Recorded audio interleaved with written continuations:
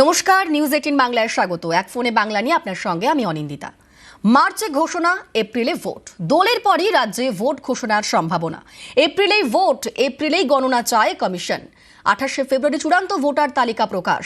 14ই ফেব্রুয়ারি পর্যন্ত রাজ্যে এসআইআর শুনানি। দোলের পরই রাজ্যে কমিশনের ফুল বেঞ্চ। মার্চে ঘোষণা, এপ্রিলে ভোট। দোলের পরই রাজ্যে ভোট ঘোষণার সম্ভাবনা।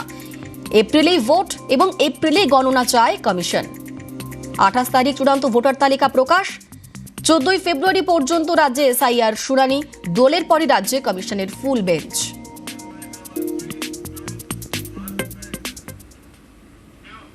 এপ্রিল থেকেই রাজ্যে বেকার ভাতা। অগস্টে একসঙ্গে 4 মাসের ভাতা অ্যাকাউন্টে। বাংলার যুবসাথী নিয়ে বড় ঘোষণা মুখ্যমন্ত্রীর। মাধ্যমিক পাস 21 থেকে 40 বছর বয়সীদের জন্য বাজেটে মাসিক 1500 টাকা ভাতা ঘোষণা করে রাজ্য।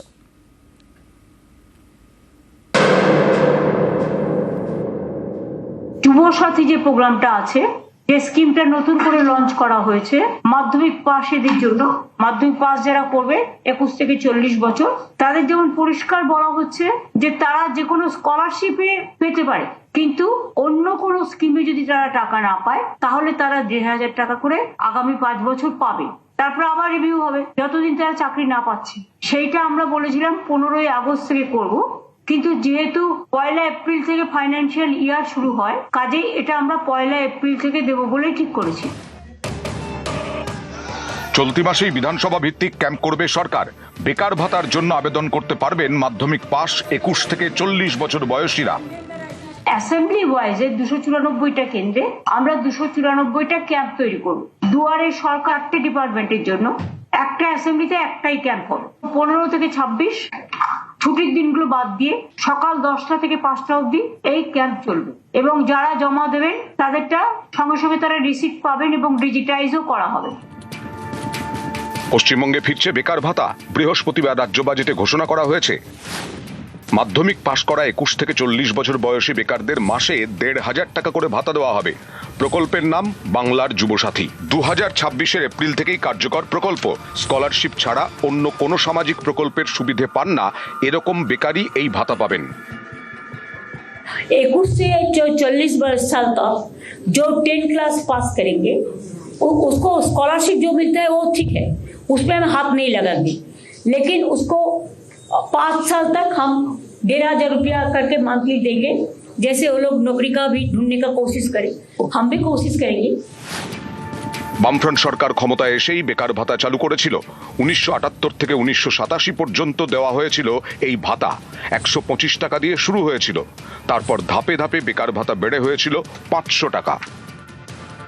মাস্টার স্ট্রোক বলা চলে, কারণ লক্ষ্মীর ভান্ডারে কেবলমাত্র মহিলারা তারা এতে উপকৃত হতেন। এখানে যারা বেকার নারী পুরুষ সকলে তারাও এখানে উপকৃত হবেন। ইউরোপের অধিকাংশ দেশেই বেকার ভাতা দেওয়া হয়, যার মধ্যে উল্লেখযোগ্য France, Spain, Netherlands, Switzerland, Portugal, Bulgaria, Denmark. আমেরিকায় বেকার ভাতা নেই, তবে ছাঁটাই হলে 26 সপ্তাহ ভাতা দেয় মার্কিন সরকার। এইটুকুনি সাপোর্ট গভর্নমেন্ট করছে যাতে তাদের বেসিক জীবনটা যাতে চলে। এরপরে তাদের নিজেদের এফার্ট করে তৈরি করতে হবে যে কিভাবে তারা দাঁড়াবে। সবাইরই দেখুন একটা পুশ লাগে, সেই পুশটুকু যদি গভর্নমেন্ট দিয়ে দেয় সেটুকুই তাদের জন্য ভালো। এবার বেকার ভাতা দেবে পশ্চিমবঙ্গ সরকার। পর্যবেক্ষকদের একাংশের মতে এটা সামাজিকভাবে যেমন গুরুত্বপূর্ণ তেমনই রাজনৈতিকভাবে। কারণ বেকার ভাতা পেতে হলে মাধ্যমিক পাশ করতে হবে, এতে স্কুল ছুটের সংখ্যা অনেকটাই কমতে পারে। আর রাজনৈতিকভাবে গুরুত্বপূর্ণ কারণ লক্ষ্মীর ভান্ডার মহিলাদের মন জয় করেছে। এবার তরুণ প্রজন্মের জন্য বেকার ভাতা, যা ভোটে ডিভিডেন্ড দিতে পারে তৃণমূলকে। নিউজ 18 বাংলা।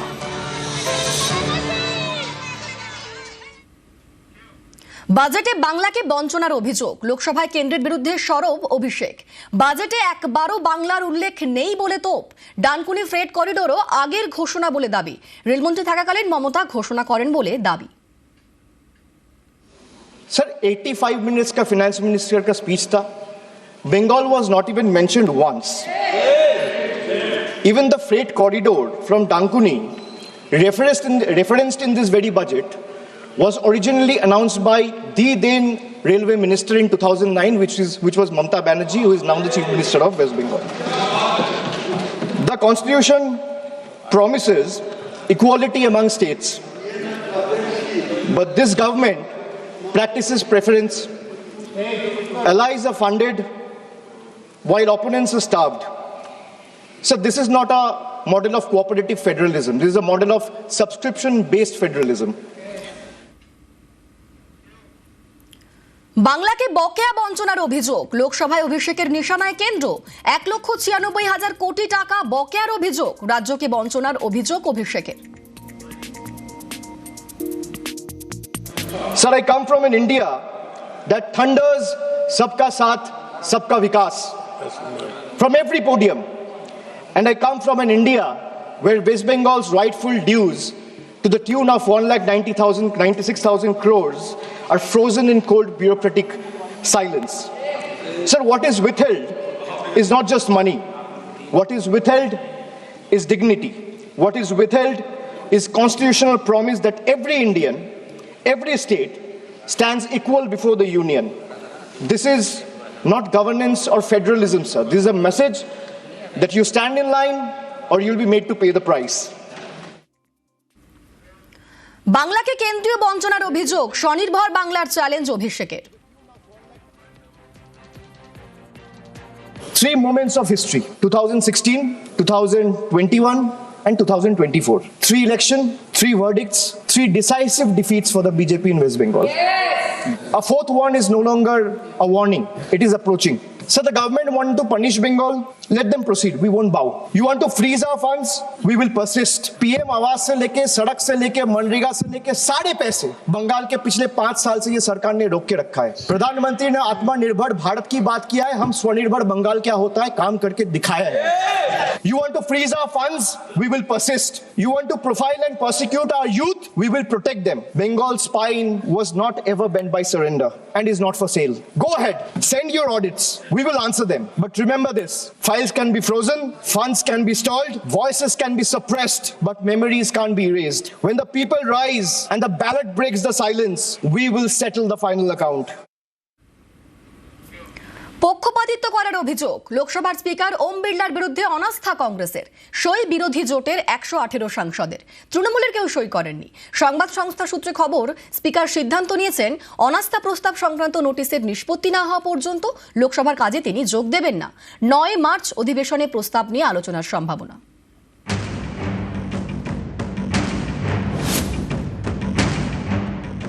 স্পিকারের বিরুদ্ধে অনাস্থায় সই করতে বা অনাস্থা প্রস্তাবে সই করতে তৃণমূলের কোনো অসুবিধা নেই। প্রত্যেকটা রাজনৈতিক দল যারা ইন্ডিয়া অ্যালায়েন্সের শরিক তারা সবাই মিলে সই করে স্বাক্ষর করে একটা চিঠি লোকসভার স্পিকার বা অধ্যক্ষের কাছে জমা করুক। 3 দিন সময় দিয়ে যদি কংগ্রেস অনাস্থা প্রস্তাব আনে, তৃণমূলের প্রত্যেকটা এমপি সই করবে। আর যদি 3 দিনের বদলে আজকে আনে, তাহলে আমাদের যে স্ট্যান্ড যে আমরা চিঠি দেবো।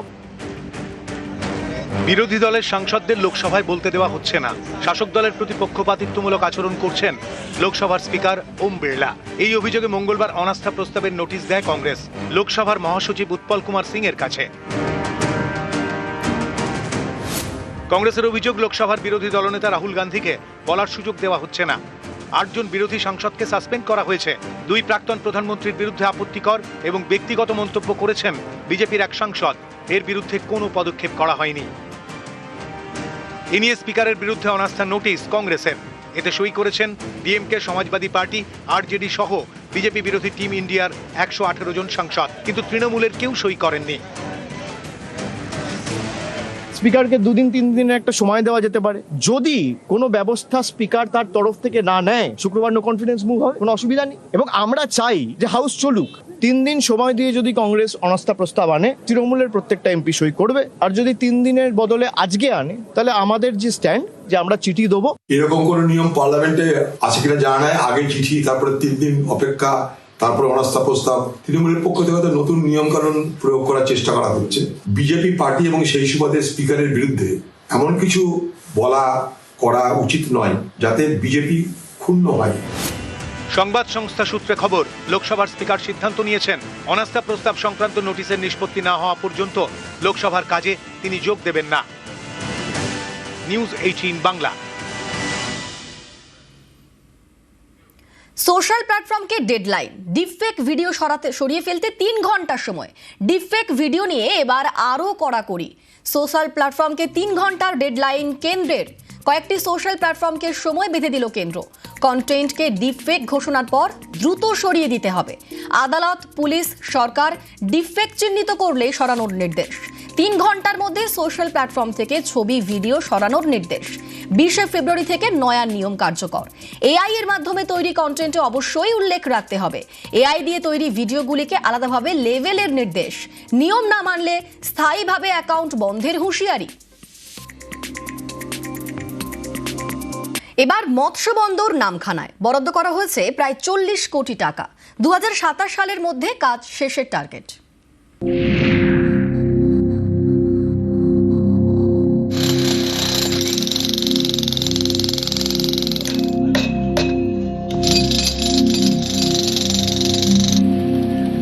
দক্ষিণ 24 পরগনার নামখানা, এখানে তৈরি হচ্ছে মৎস্য বন্দর। হাতানিয়া দোয়ানিয়া নদীর পাড়ে। দক্ষিণ 24 পরগনায় এখন 3টি মৎস্য বন্দর, ডায়মন্ড হারবারে, কাকদ্বীপে এবং ফ্রেজারগঞ্জে। এবার আরেকটি মৎস্য বন্দর হতে চলেছে নামখানায়।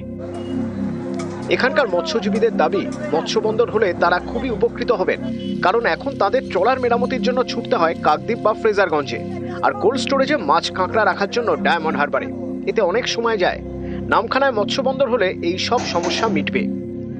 কাকদ্বীপের মৎস্য বন্দরটি ধীরে ধীরে নষ্টর মুখে চলে এসেছে। নামখানাই একমাত্র জায়গা যেখানে পলির সমস্যাটা নেই, এবং নতুন করে এই মৎস্য বন্দরটি যদি তৈরি করা হয়, দক্ষিণ 24 পরগনার মৎস্যজীবীদের জন্য সবচেয়ে বড় খুশির খবর হবে। মাস 6 আগে নামখানায় মৎস্য বন্দর তৈরির কাজ শুরু করে মৎস্য দপ্তর। স্থানীয় প্রশাসন জানিয়েছে এর জন্য বরাদ্দ করা হয়েছে প্রায় 40 কোটি টাকা। 1.5 কিলোমিটার দীর্ঘ এই মৎস্য বন্দরে থাকবে কোল্ড স্টোরেজ, মৎস্যজীবীদের থাকার ঘর এবং ট্রলার মেরামতির ব্যবস্থা। নামখানা, বকখালি সব ট্রলারের এখানে একটা সংযোগ স্থল। উন্নত প্রযুক্তিতে ফিশকে আরও প্রিজার্ভ করে ডিস্ট্রিবিউশন করা যায়, তার জন্য আমাদের ফিশিংয়ের যারা বাইরে যায় তাদের থাকার জন্য বাড়ি, তাদের খাওয়ার জল, এইসবের জন্য একটা হারবার তৈরি হচ্ছে, যেখান থেকে পরবর্তীকালে ফিশিং করা যারা মানুষরা তারা উপকৃত হবে, এবং আশা করছি 2027 সালের মধ্যে প্রজেক্টটা কমপ্লিট হবে। দক্ষিণ 24 পরগনার নামখানা থেকে বিশ্বজিৎ হালদার, নিউজ 18 বাংলা। নতুন চেহারায় পানিহাটি পুরসভার মাতৃসদন। বন্ধ হয়ে যাওয়া সরকারি হাসপাতাল ফের চালু করার সিদ্ধান্ত প্রায় 17 বছর পর।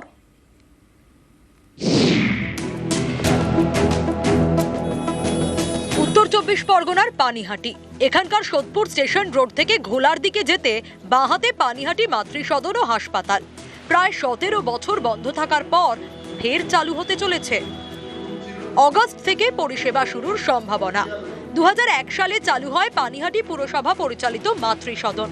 2009 সালে এই সরকারি হাসপাতাল বন্ধ হয়ে যায়।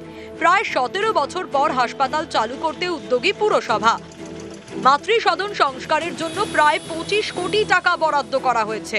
তৃণমূল পরিচালিত পানিহাটি পুরসভার দাবি, নামে মাতৃসদন হলেও এবার থেকে অন্যান্য রোগের প্রাথমিক চিকিৎসাও মিলবে।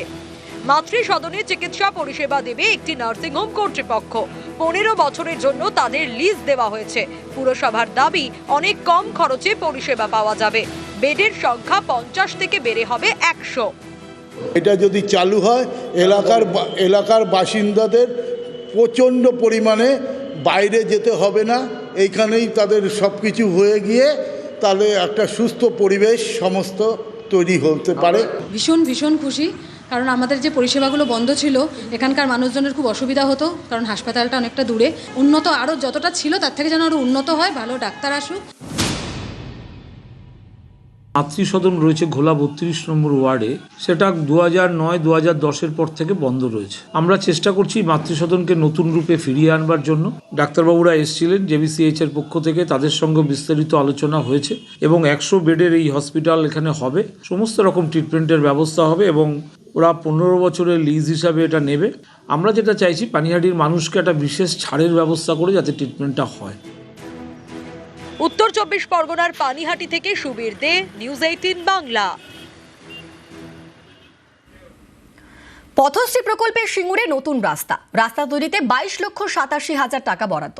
সিঙ্গুরের জলাঘাটা গ্রামে রাস্তার শিলান্যাস। প্রায় 800 মিটার নতুন রাস্তা তৈরি হবে। দীর্ঘদিনের দাবি পূরণে খুশি বাসিন্দারা। আমরা সবাই খুশি হব, রাস্তাটা করে দিল। প্রচুর যাওয়া আসা অসুবিধে হয় বাচ্চাদের স্কুল দিয়ে নিয়ে, হ্যাঁ, বাজার ঘাট করা, বা কেউ যদি এমনিতেও যায় কারো পরে ধরে সবই চোট হয়, প্রচুর অসুবিধে হয়। আর রাস্তাটা হলে আমাদের যদি করে দেয় আমরা, হ্যাঁ, আমরা খুব খুশি হব। ভালোই তো হলে আমাদের বিশাল অসুবিধা হয়, পড়েই যাচ্ছি, আচার খাচ্ছি, রাস্তাঘাট তো একদম ভেঙে চুরমারে আছে। করলেই তো ভালোই হবে। পথশ্রী প্রকল্পের এই রাস্তা আমরা শিলান্যাস করে শুরু করলাম তপন সাধুগার বাড়ি থেকে একদম বিডিও অফিস পর্যন্ত। এই রকম রাস্তা সিঙ্গুর ব্লকে 100টির মতো তৈরি হবে, আগামী 1 মাসের মধ্যে তা সম্পূর্ণ হবে। উত্তর দিনাজপুরের চোপড়ায় নতুন রাস্তা। পথশ্রী প্রকল্পে চোপড়ায় রাস্তার কাজ শুরু। প্রায় 880 মিটার রাস্তা তৈরি হবে। রাস্তা তৈরিতে বরাদ্দ প্রায় 51 লক্ষ টাকা। রাস্তার পিচ উঠে পাথর বেরিয়ে পড়েছিল। দীর্ঘদিনের ভোগান্তি কাটবে, তাই নিয়ে খুশি বাসিন্দারা। খুব পেরেশান ছিলাম, আচ্ছা, হাঁটাহাঁটির খুব মুশকিল, একটা রুগী নিয়ে এলে কোনো জায়গায় খুব মুশকিল। এখন রাস্তা হচ্ছে, আমরা খুশি হচ্ছি, রাস্তাটা ভালো হচ্ছে। রাস্তার অভাব, প্রচুর অভাব ছিল আমাদের এখানে, গাড়ি ঘোড়া চলতে পারতো না, ডেলিভারি রুগী নিয়ে যেতে পারতাম না আমরা, বহুত সমস্যা হইতো। আজকে এই রাস্তাটা হওয়াতে আমাদের গ্রামের লোক খুব খুশি। এই রাস্তায় সমস্যা ছিল এর আগে, প্রায় 10 বছর ধরে সমস্যা ছিল। এর আগেও হয়েছিল তো জেলা পরিষদ থেকে, তারপরে কোনো নির্মাণ মেরামতের কোনো কাজই হয়নি। আমাদের উত্তরাজারিয়া মোড় হয়ে এটা শ্মশান হয়ে চলে যাবে লালবাজার, 180 মিটার। এটা হচ্ছে আমাদের পথশ্রী থেকে। হ্যাঁ, খুব খুশি, গ্রামের রাস্তা হচ্ছে, এটা সবাই খুশি গ্রামের। আর এবার একটু আবহাওয়ার খবরের দিকে নজর রাখা যাক। দক্ষিণবঙ্গে কমছে শীতের আমেজ। সকাল এবং রাতে ঠান্ডা, বেলা বাড়তেই গরম। আজ কলকাতার সর্বনিম্ন তাপমাত্রা 15.6 ডিগ্রি। আমাদের সঙ্গে রয়েছেন প্রতিনিধি বিশ্বজিৎ। বিশ্বজিৎ, তাহলে কি এবার শীত বিদায়ের পালা? কি বলছে হাওয়া অফিস? তো বিদায়ের পর্ব শুরু বলা যায়, কারণ এই মুহূর্তে এখনো সকাল এবং রাতের যে শীতের আমেজ, সেই শীতের আমেজ থাকবে। তবে শীতের আমেজ কিছুটা কমবে দিনের বেলাতে। আগামী উইকেন্ডে অর্থাৎ শনি রবিবার নাগাদ দিনের বেলাতে যে শীতের আমেজ থাকছে সেটা কার্যত উধাও হবে। কারণ দিনের বেলায় তাপমাত্রা কলকাতার ক্ষেত্রে 18 ডিগ্রি ছুঁতে পারে, এবং যে রাতের যে তাপমাত্রা সেটা অর্থাৎ সর্বনিম্ন তাপমাত্রা 18 ডিগ্রি সেলসিয়াসে, এবং দিনের সর্বোচ্চ তাপমাত্রা সেটাও 28 ডিগ্রি সেলসিয়াসে ইতিমধ্যেই হয়ে গেছে। আরো কিছুটা সামান্য বাড়তে পারে। অর্থাৎ এই যে তাপমাত্রা, তাতে দিনে মতো হচ্ছিল সেই শীতের আমেজ বেশ কিছুটা কমবে, এমনটাই জানাচ্ছে আলিপুর আবহাওয়া দপ্তর। ঘন কুয়াশার কোনো সতর্কবার্তা নেই। আগামী 7 দিন দক্ষিণবঙ্গে শুষ্ক আবহাওয়া, এমনটাই জানাচ্ছে আবহাওয়া বিজ্ঞানীরা। অনিন্দিতা। বেশ, তারই পাশাপাশি উত্তরবঙ্গের দিকে নজর রাখি। উত্তরবঙ্গেও বাড়ছে তাপমাত্রা। উত্তরের সকালে হালকা মাঝারি কুয়াশা।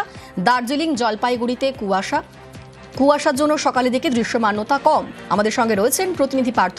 উত্তরবঙ্গের ঠিক কিরকম আপডেট রয়েছে? হাওয়া অফিস কি বলছে উত্তরবঙ্গের জন্য? দক্ষিণবঙ্গের তুলনায় কিন্তু উত্তরবঙ্গের আবহাওয়া একটা মনোরম রয়েছে।